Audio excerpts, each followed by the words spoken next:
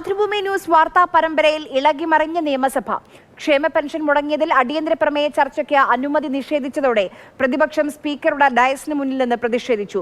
മരുന്നുക്ഷാമവും എക്സാലോജിക് വിഷയവും പ്രതിപക്ഷം ഉന്നയിച്ചു.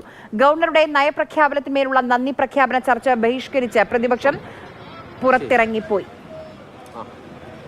അമൽ തേനമ്പറമ്പിൽ വിവരങ്ങളുമായി ചേരുന്നു. അമൽ, ഏറ്റവും പ്രധാനമായി പ്രതിപക്ഷം ഉന്നയിക്കാൻ ശ്രമിച്ചത് ഈ ക്ഷേമ പെൻഷൻ 5 മാസമായി മുടങ്ങിയ ക്ഷേമ പെൻഷൻ വിഷയമായിരുന്നു. ജോസഫിന്റെ ആത്മഹത്യയായിരുന്നു. അതിനെ എങ്ങനെയാണ് സർക്കാർ വിശദീകരിച്ചത്, മറുപടി പറഞ്ഞത്? മാതൃഭൂമി ന്യൂസ് നൽകിയ 2 വാർത്താ പരമ്പരകളിൽ ഇളകി മറിയുകയായിരുന്നു. സഭാ നടപടികൾ ബഹിഷ്കരിച്ചപ്പോൾ പ്രതിപക്ഷം പുറത്തേക്ക് പോയിട്ടുണ്ട്.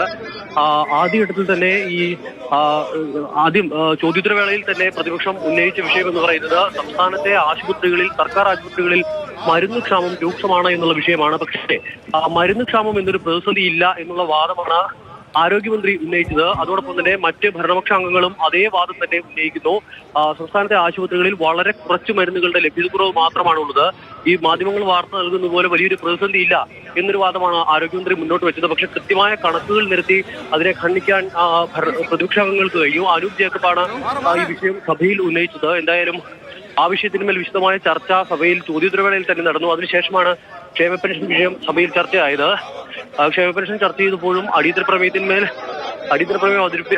അതിന് അനുമതി തേടി PCC സംസാരിച്ച സമയത്തും വലിയ തോതിലുള്ള ബഹളം ഉണ്ടായി. ആ വിഷയത്തിൽ ക്ഷേമ പെൻഷൻ തുടങ്ങുന്ന പ്രശ്നം, ജോസഫിന്റെ ആത്മഹത്യ അടക്കമുള്ള പ്രശ്നങ്ങൾ ഒരു ഗുരുതര പ്രശ്നമല്ല എന്നുള്ള തരത്തിലായിരുന്നു ഭരണപക്ഷം ആ വിഷയത്തെ കണ്ടത്. പക്ഷേ അത്തരത്തിലുള്ള പ്രതികരണങ്ങളും വന്നു. പക്ഷെ വലിയ തോതിലുള്ള ബഹളത്തിലാണ് അത് കലാശിച്ചത്.